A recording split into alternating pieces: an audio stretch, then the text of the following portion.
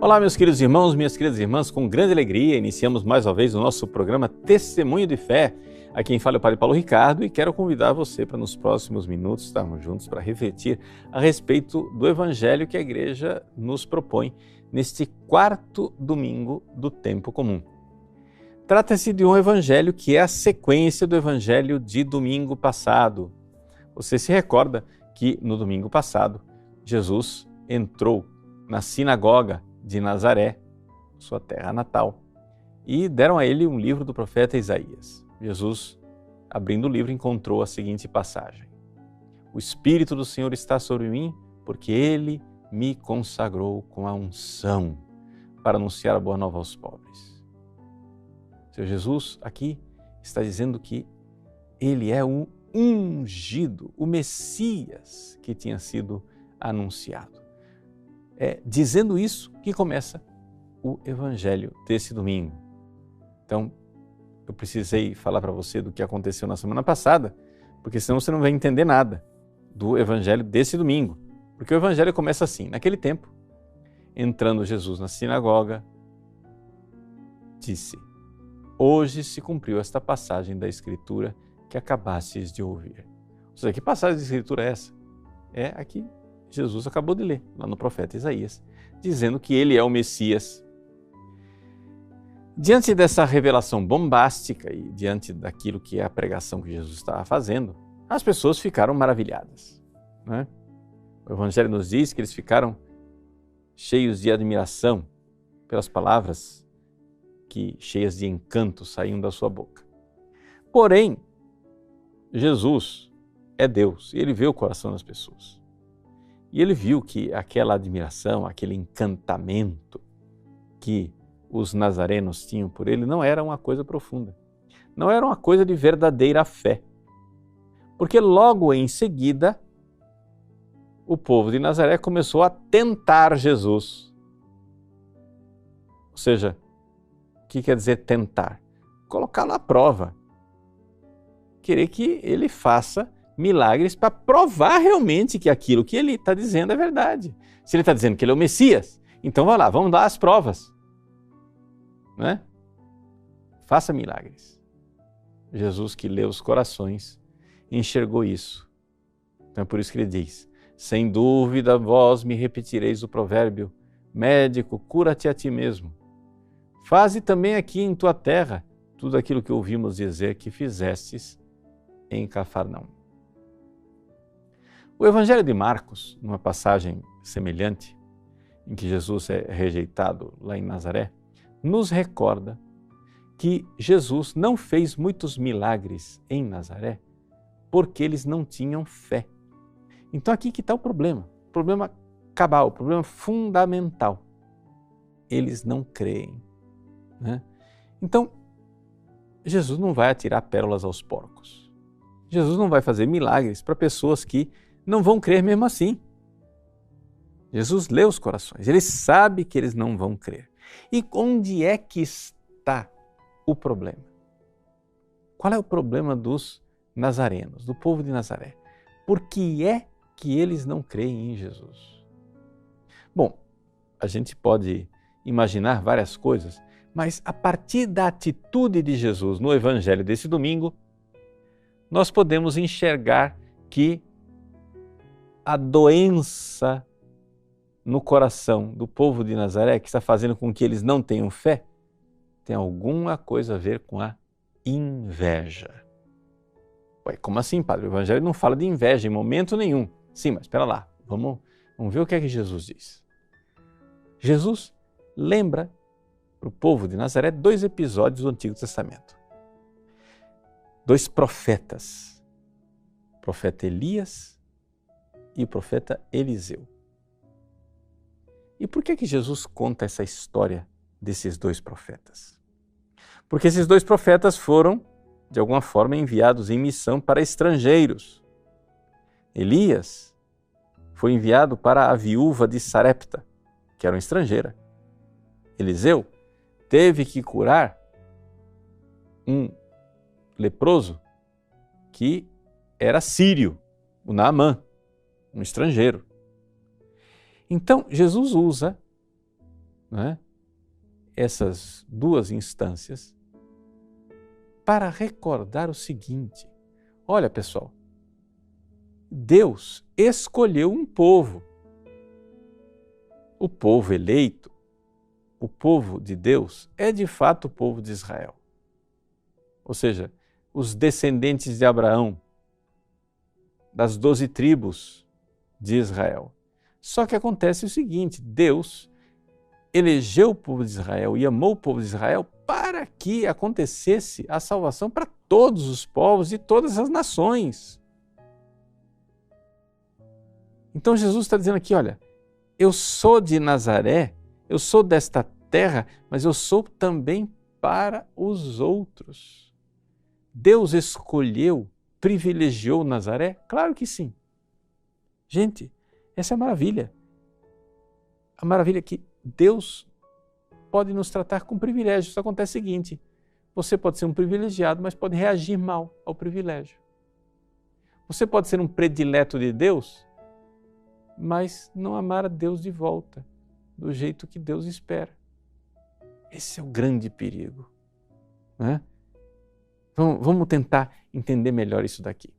Para vocês entenderem essa dinâmica aqui que Jesus está tentando curar o povo da sua terra, Jesus está tentando acordá-los, né? Para que eles tenham fé. Jesus é Deus de amor. Ele não está dizendo essas coisas por desaforo. Jesus está dizendo aqui, ó, em verdade eu vos digo que nenhum profeta é bem recebido em sua pátria. Eliseu foi para a viúva de Sarepta. Perdão, Elias foi para a viúva de Sarepta. Eliseu foi para Naamã o sírio. Então, vocês também. Vocês não estão me recebendo bem. O pessoal ficou com bastante raiva. A reação deles foi raiva. Mas não era aquilo que Jesus queria que acontecesse. Ele está dizendo essas palavras. Quando Jesus mexe na nossa ferida, é para a nossa conversão. Quando Jesus mexe na nossa ferida, é porque Ele quer que a gente mude alguma coisa. Então vamos um pouco analisar se talvez nós não estamos sofrendo da mesma doença do povo de Nazaré. Essa inveja, não é? Ou seja, você tem que fazer aqui conosco o que você fez lá com os outros. Jesus está dizendo, não, eu faço com os outros e não fiz com vocês. Como no passado, no Antigo Testamento, Elias fez com os outros e não fez com Israel. Eliseu fez com os outros e não fez com Israel. E daí? Qual o problema? Deus escolhe, né, quem que Ele vai amar e onde Ele vai manifestar a sua graça. Qual a reação deles? Raiva, fúria. E o nome disso é inveja. Ou seja, as pessoas são tomadas por inveja. E a gente tem que entender, gente, que a inveja não é um pecadinho qualquer. A inveja não é um pecadinho desses inofensivos. Não. A inveja é tremenda. A inveja é terrível. Porque é um dos poucos pecados que os demônios podem cometer. Veja, o demônio não peca por gula, ele não precisa comer. Ele não peca pecados de luxúria sexual. O demônio não tem corpo, ele não faz sexo. O demônio não precisa roubar nada, porque ele não precisa de nada material. O que é que o demônio faz? Ele tem duas coisas. Ele tem o ódio, ele tem a inveja. Né? Ou seja, o pecado da soberba que faz com que ele odeie a Deus e o pecado da inveja que faz com que ele fique, né, se remoendo de tristeza, aquela mistura de tristeza com ódio que quer destruir os outros. Então a inveja é um pecado muito sério. Foi por inveja que Caim matou Abel. Lembrem-se, a primeira morte que aconteceu na história da humanidade não foi uma morte natural. O primeiro ser humano que morreu, não morreu na sua cama, tranquilo, rodeado com a sua mulher e os seus filhos. O primeiro ser humano que morreu, morreu jovem, inocente, injustiçado, virgem, puro, temente a Deus, morreu assassinado. Abel morreu assassinado por inveja de Caim. Foi por inveja que José foi entregue como escravo pelos seus irmãos.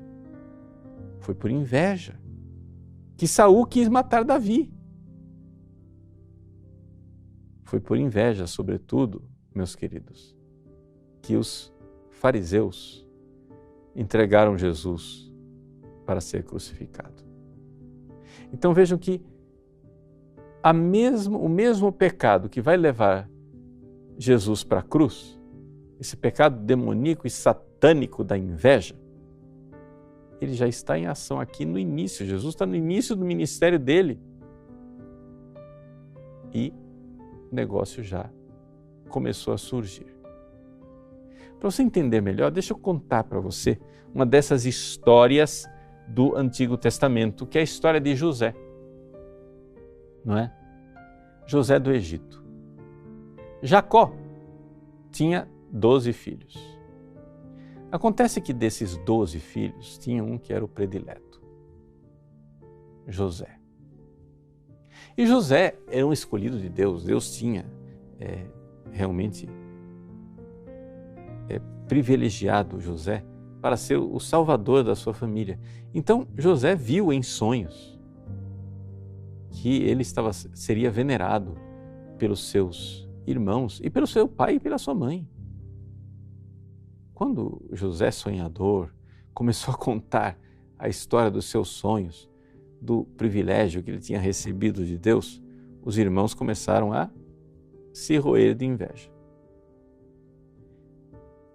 E começaram a se roer de inveja não somente porque o moleque estava tendo sonhos, mas porque o próprio pai, Jacó, mostrava que de fato ele tinha uma predileção por José, que ele gostava de José mais do que os outros. Aí você vai chegar e dizer assim, mas padre, não é uma injustiça que Jacó fazia? Tem que amar todos os filhos por igual. Não, não é uma injustiça. Por quê? Porque José não excluía os outros filhos. José amava a todos. Mas acontece que José tinha mais razão para ser amado, porque tinha maiores dotes e privilégios de escolha de Deus. Só que acontece que os outros filhos queriam acabar com José. Agora pensem bem. Você chega e diz assim, espera lá, os filhos de Jacó, o que eles queriam era simplesmente igualdade. Espera lá, é uma injustiça, por que você ama mais José? Você tem que amar a nós também. Como se os filhos de Jacó estivessem reivindicando o amor do pai, porque afinal das contas nós amamos papai, mas nós queremos que papai nos ame de volta. Será que é isso que aconteceu? Vamos olhar para o resto da história. Os filhos de Jacó pegaram José, venderam ele como escravo no Egito e depois pegaram a túnica colorida dele, rasgaram, misturaram com sangue e mandaram para o pai. Olha só, o José foi devorado pelas feras. Pensa bem, se esses irmãos amassem Jacó, se eles amassem o pai deles de verdade, eles iam querer causar uma dor dessas ao pai? Sabendo que o pai amava José com todo o coração, você vai lá e causa uma ferida, uma dor dessa no pai? Não, não, não, não.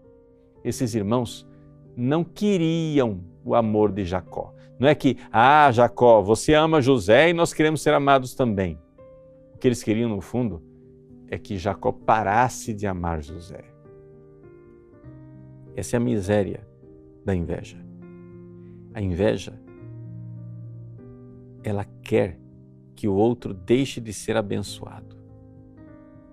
A inveja, ela se entristece com a bênção do outro. Pare! Jacó, pare de amar José. Você entendeu? Entendeu a miséria da inveja? Como a inveja é assassina? Deus ama Abel. Caim quer que Deus pare de amar Abel e mata Abel. Deus ama José. Os irmãos querem que Jacó pare de amar José e matam, entre aspas, José. Deus ama Jesus e os fariseus querem matar Jesus. Aqui nós temos a inveja como este vício, este pecado assassino que quer destruir o outro. E qual seria a resposta correta? A resposta correta seria nós nos alegrarmos com a predileção que o outro recebe. Alegria. Jesus é o Filho de Deus, é o predileto de Deus. É isso que o próprio Deus disse lá no batismo, no Rio Jordão. Nós, algumas semanas atrás, refletimos sobre o batismo de Jesus e Deus disse, olhando para Jesus: eis o meu Filho muito amado, no qual coloquei todo o meu bem-querer. Jesus é o predileto de Deus, Ele é o Filho eterno que se fez homem e Jesus, portanto, é o Filho predileto de Deus Pai. E aí? Qual vai ser a nossa reação? A nossa reação vai ser a reação de Lúcifer? Vai ser a reação do invejoso que quer matar o filho para que Deus pare de amá-lo? Ou a nossa reação vai ser a reação boa e verdadeira de quem diz: que maravilha que Deus ame Jesus, porque amando Jesus, Ele está amando a todos nós. Veja, Deus privilegiou alguns para salvar a todos. É isso. Por que é que Deus deu mais para José? Por que é que Deus privilegiou José lá no Antigo Testamento? Sabe por quê?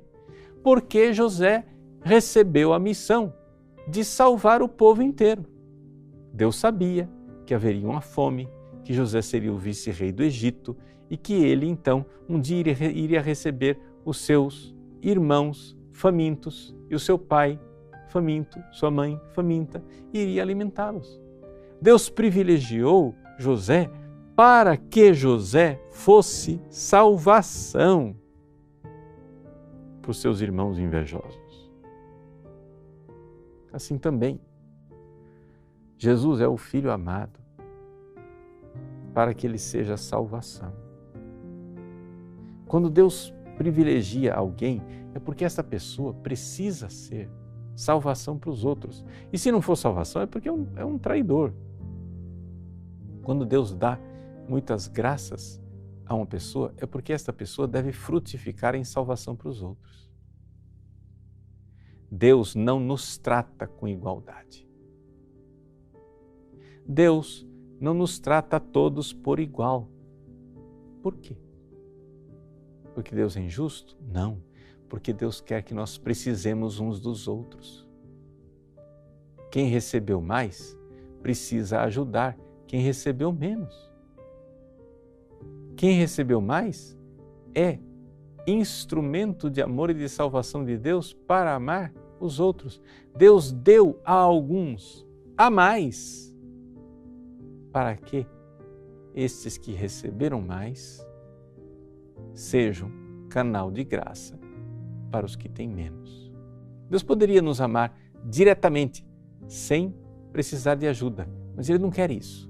Ele quer que nós participemos do seu caminho de amor e de salvação. E é por isso que Ele nos ama e nos ama com grande generosidade, dando a cada um o seu dom, para que esse dom frutifique e frutifique nos outros. Então, a inveja deve desaparecer das nossas vidas. E o que é que deve brotar em nossos corações? O amor. O amor de caridade. A segunda leitura deste domingo traz o maravilhoso e extraordinário hino da caridade. São Paulo descreve a caridade e a gente vê ali que ele está claramente descrevendo o coração de Jesus. Ou seja, Jesus é a caridade, é o amor que se fez carne. Como é o coração da pessoa que ama? A caridade é paciente, a caridade é benigna, não é invejosa, veja só, olha aí.